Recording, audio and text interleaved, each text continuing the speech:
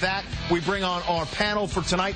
Former Buckeye receiver Roy Hall is here, and the Prince of Dublin, Ben Axelrod of the Buckeye Sports Bulletin, joining us as well. Gentlemen, Michigan loses. That hurts for people who can understand the big picture part of this thing when you talk about strength of schedule. But Roy, 3 teams eliminated now that could have been flies in the ointment for Ohio State. That's not a bad day. You know what? Last week we heard all this hoopla about Ohio State not doing enough and not impressing the voters, but that bye stands for be ye encouraged. Be ye encouraged. As all these people losing today, that helps Ohio State. Anytime that you have the Oklahomas going down, Clemson was not impressive today in their victory. Just sit back and relax a little bit. Ohio State's going to just be lingering around. We don't really have that many people to play this year other than Michigan. We could just run the table. I think everything will fall into place for us. Ben, I've called this the long con on radio, in that it doesn't matter where Ohio State is ranked now. It matters where they're ranked after week 13. And so while they might not be where they want to be now, these results, and even the Michigan one, while isn't ideal, these other teams falling, it feels like a pretty big day for Ohio State. Oh, absolutely. I mean, you knock Stanford out, you knock Georgia out. I mean, people don't realize a one-loss SEC team is still in the hunt to jump Ohio State. Yeah. And to me, that's where the Michigan loss hurts. Because what's this team's signature win going to be? They don't have one. Exactly. Is it going to be Northwestern by 10 points? I mean, you don't want that. You need Michigan to have, ideally now, one loss come November 24th, 30th. Right. So I agree. It's good. You knock Georgia out, you knock Stanford out, you knock Oklahoma out, but you really, really need Michigan to be a quality win at the end of the year. You're in a position now where Ohio State's concerned, where you're rooting for Michigan. I know that's awkward, but you're rooting for them to handle their business. The only other team out there that can kind of help you, I think, is Nebraska. If Nebraska, because you'll get them in that Big Ten title game if they're able to handle their business, and you really need them to do some of their part. But I'm also to the point, Roy, where style points and all of that, Ohio State just needs to run the table and now hope, because I don't know that their schedule is going to provide them enough. Well, we just definitely need to run the table. I mean, we can't play around. I mean, we saw that Nebraska won today by about 40 points against Purdue. We do face Purdue at Purdue. That'll be an opportunity to show the voters, the Buckeye Nation, what we can do. As you see the schedule in 10-9, 10-20. I mean, Penn State actually is a more intriguing game now than ever after beating Michigan. We'll see what they do with that Penn State game. Scariest game on the schedule left, Ben? Penn State. And that's scary for a lot of reasons, because that is the scariest game, and that could be your signature win. That's the team that lost to Indiana. That's the team that lost to UCF. And that could be your best win. That's the trouble that Urban Meyer and Ohio State is going to be left in this thing. So who are the contenders as we look around the country and decide? Well, let's start at the top with Alabama. This is a team that's #1 in the country. Of course, they're national champions defending, going for another national title this year. Their schedule is one of the easiest ones that they've had. Here's what they have remaining, and you can circle that LSU game. We're going to talk about LSU in a little bit. Those are the games of note. LSU at Auburn. I don't think Auburn, despite a 5-1 record, is all that they've thought to be, but I don't think this Alabama team's as great as it was a year ago, but they're a work in progress, and the schedule's going to allow for them. We can agree, obviously, if they run the table, they're in the game, clearly. Alabama, of course, are going to be in. Defending national champions, I mean, what can you say? That SEC championship game, no matter what their regular season schedule is or who they're playing, obviously LSU and the Auburn, those teams, but the SEC championship game is always like the pre-national championship game, so whoever wins that is going to the big game.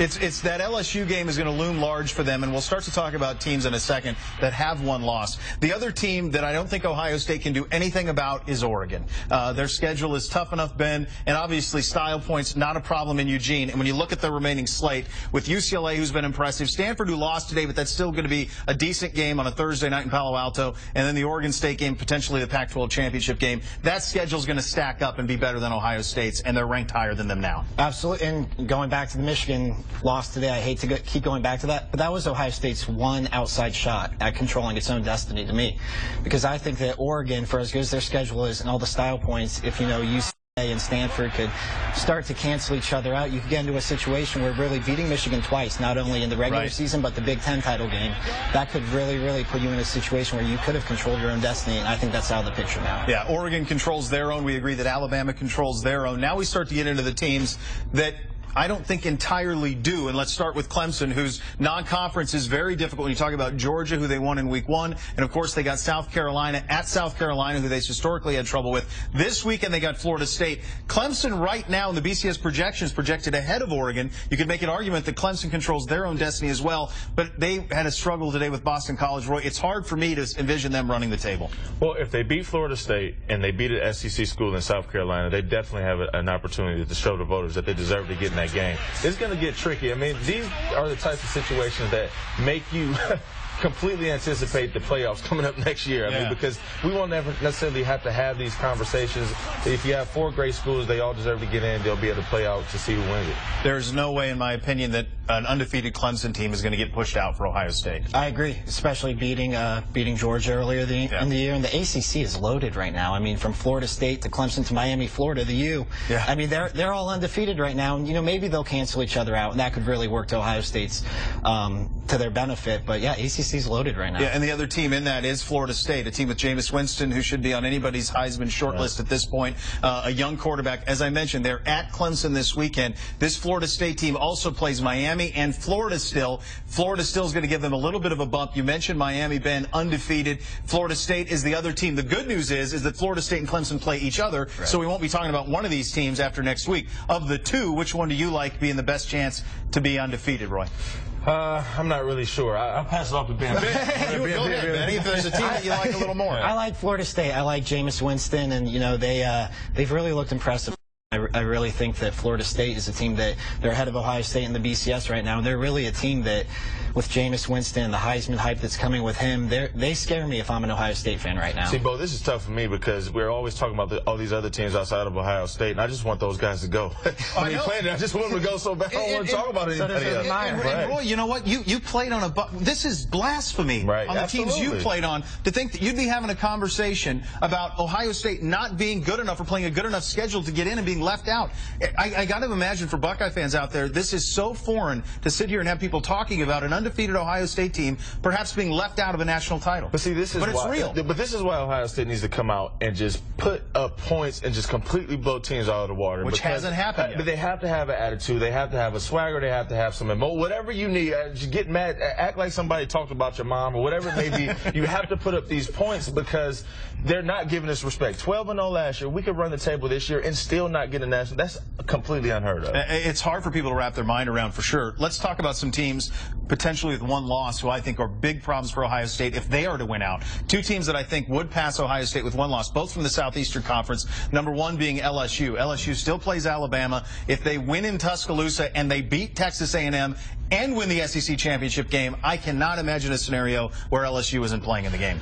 See, therein lies another situation. You got LSU, you got Alabama, you got Florida State, you got all these teams we're talking about. But LSU, obviously, in the voters' eyes, deserve to go and play in that game. This is why the Big Ten has to step it up. I mean, Michigan losing at Penn State, that completely hurts us. You know, everybody was looking forward to the Michigan game and undefeated teams and playing. I mean, kind of sort of like 2006 when we were both undefeated. Michigan dropped the ball on that. Of course, leave it to those guys to drop the ball, mess it up for us. So, I mean, who knows? You make a great point, Bo, that LSU definitely would deserve to play in that game if they ran the table. Go ahead, Ben. Yeah, I mean, losses matter. If LSU already has their one loss, losses still do matter. Right. If you have quality wins, Alabama and Texas A&M and the SEC title game, those are 3 big wins that could cancel out anything Ohio State's done without a loss. And they lose to Georgia in the closing minute at their place, and potentially they could have a rematch there with Georgia. That brings us to Texas A&M, who right now is in a dogfight with Ole Miss. But if Texas A&M were to run out, that would mean a win over LSU. Now, they would need some help because I don't think that they would get in if they did not win the SEC. Here are their remaining big games. We talk about Auburn at LSU and Missouri. I think LSU is the most logical one-loss team that could bump Ohio State. Texas A&M would be the other, but they would need help from LSU knocking off Alabama. They would definitely need help, and then you would also need a barrage of Johnny Manziel throwing up the money sign. I mean, they're going to need some help. They need a little bit more money or something to get going in. I mean, that loss to Alabama kind of hurt them. I don't think they're going to make it that far. Johnny Manziel is not going to be able to carry this team throughout the entire season through the SEC championship game if they were to make it. And they're in a dogfight right now. Not done with you guys yet. Coming up next, we're going to talk about the Buckeyes and where they are through 6 games. The first half of the chase, so to speak. Urban Meyer's second team, has it lived up to expectations? You're watching Wall to Wall Sports on 10 TV.